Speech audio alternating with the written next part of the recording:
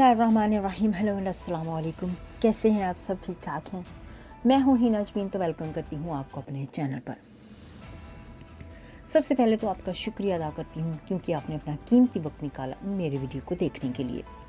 और दूसरी बात, आपसे रिक्वेस्ट करती हूँ कि अगर आपने मेरे चैनल को अभी तक सब्सक्राइब नहीं किया तो कर लीजिए और नोटिफिकेशन का बटन ऑन कर लीजिए। तहरीक इंसाफ को इंतखाबात करवाने की कोई जल्दी नहीं है। पाकिस्तान तहरीक इंसाफ के चेयरमैन इमरान खान ने कहा है कि तहरीक इंसाफ को इंतखाबात करवाने की कोई जल्दी नहीं है।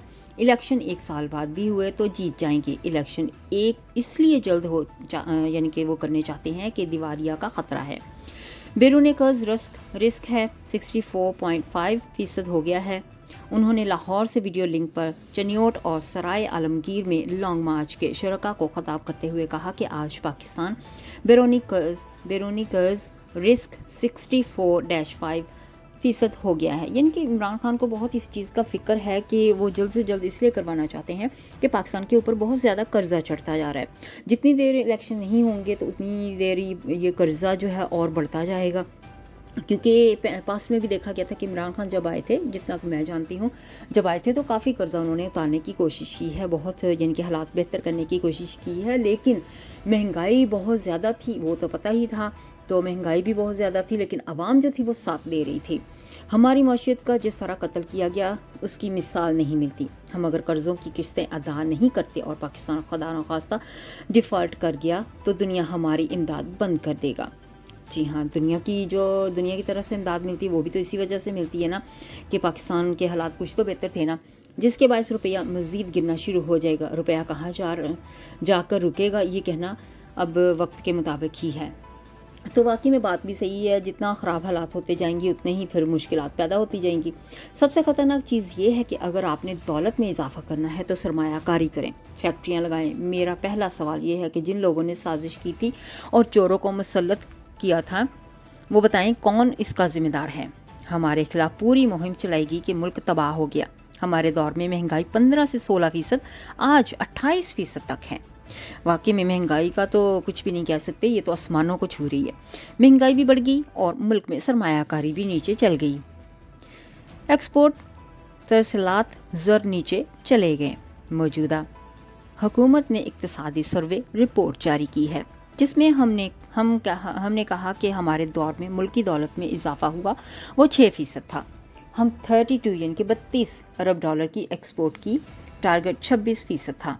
हमारी ज़राअत का टारगेट 3-5% था, लेकिन इजाफा 4-4% हुआ। इंडस्ट्री रोज़गारी देती है, हमने टारगेट 6-6% था, लेकिन इंडस्ट्री ग्रोथ 9-8% बढ़ी। यहाँ पे ये सारी तफसीलात जो हैं ये सारी एक्सप्लेन की गई हैं कि क्या क्या कहाँ नुकसान हो रहा है और कहाँ पे फ़ायदा था पहले, अब क्या हो रहा है, ये सारी डिटेल में बताई गई हैं। IT में हमारी तरक्की 26-8% बढ़ी। हमने अपने दौर में बिजली का इस्तेमाल बढ़ाने के लिए इक़दाम किए, इंडस्ट्री को मुराद की। हमारे दौर में मुल्क तरक्की कर रहा था, लेकिन फिर साजिश के तहत जब उनको बिठाया गया तो हमें कहा गया कि शहबाज शरीफ बहुत काबिल हैं। फिर इसहाक डार को लेकर आए तो उसने कहा कि मॉडल्स को ठीक करूंगा, लेकिन वो गायब हो गया। 90 की दहाई तक पाकिस्तान भारत और बांग्लादेश से आगे था, लेकिन जब ये दोनों डाकू आए तो मुल्क नीचे चलता गया और कौम मकरूज होगी। कहा था कि अगर साजिश कामयाब होने दी तो ये मुल्क नहीं संभाल सकते। पाकिस्तान खुदा न ख्वास्ता डिफ़ॉल्ट कर गया तो दुनिया हमारी इमदाद बंद कर देगी।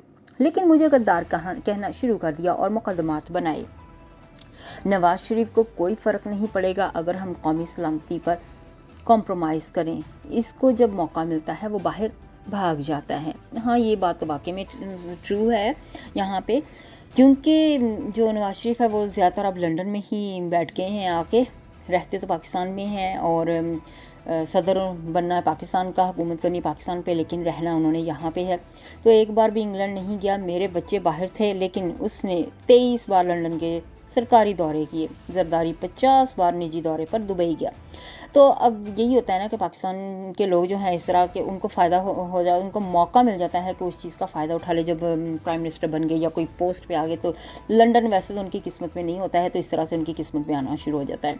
شریف فیملی کے سارے لوگ باہر ہیں، پہلے باہر جاتے ہیں، جب گرین سگنل ملتا ہے تو واپس آ جاتے ہیں. ملک کا دیوالیہ کس نے نکالا؟ 30 سال سے یہ حکومت میں بیٹھے ہوئے ہیں.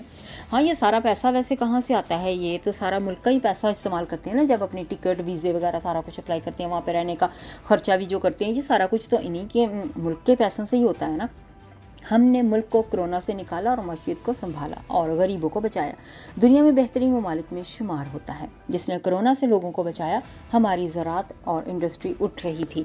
میں پاکستانی کو بتانا چاہتا ہوں کہ ابھی بھی کوئی سمجھتا ہے کہ مسلط کردہ لوگ ملک کو مسائل سے نکال سکتے ہیں. ہمارا مسئلہ یہ ہے کہ ماضی میں کسی نے ایکسپورٹ بڑھا کر دولت بڑھانے کے لیے زور نہیں لگایا. چین، ملیشیا سب نے ایکسپورٹ بڑھا کر دولت میں اضافہ کیا. واقعی میں اگر لوگ سمجھدار ہیں تو عمران خان کی بات کو ضرور سمجھیں گے، وہ کیا کرنا چاہتے ہیں، کس طرح سے انڈسٹری کو آگے بڑھانا چاہتے ہیں. تو عمران خان نے کہا کہ ہماری کوشش تھی کہ انڈسٹریز کو سستی بجلی فراہم کی جائے. ٹورزم میں ترقی کے لیے پلان بنا رکھا تھا. بیرون ملک پاکستانیوں کے لیے کوشش کیے کہ پیسہ پاکستان میں لے کر آئیں. تو اسٹے آرڈر اور NOC نے دینے سے بنڈل آئرلینڈ سٹی اور راوی ریوے سٹی دونوں شہروں کی سرمایہ کاری رک گئی. انہوں نے کہا کہ ہمیں الیکشن میں جلدی کا کوئی مسئلہ نہیں. اس سال بھی الیکشن کریں تو ضمنی انتخابات کی طرح PTI عام انتخابات بھی جیت جائے گی. 6 ماہ پہلے کہا تھا کہ ڈیفالٹ کر گئے تو کون بیل آؤٹ کرے گا. ہمیں خطرہ ہے کہ آج پاکستان کا بیرونی قرض رسک 64.5% ہو گیا ہے. خدا نخواستہ ڈیفالٹ کر گئے تو دنیا ہماری امداد بند کر دے گی. سازش کی وجہ سے پاکستان یہاں پر پھنسا ہوا ہے. نواز شریف کو پاکستان کے ڈیفالٹ ہونے سے کوئی فرق نہیں پڑتا. حقیقی آزادی انصاف سے آتی ہے. نیکسٹ ویڈیو تک کے لیے مجھے اب اجازت دیجیے گا. اپنا بہت سا خیال رکھیے گا. ہمیشہ خوش رہیے گا. Bye bye.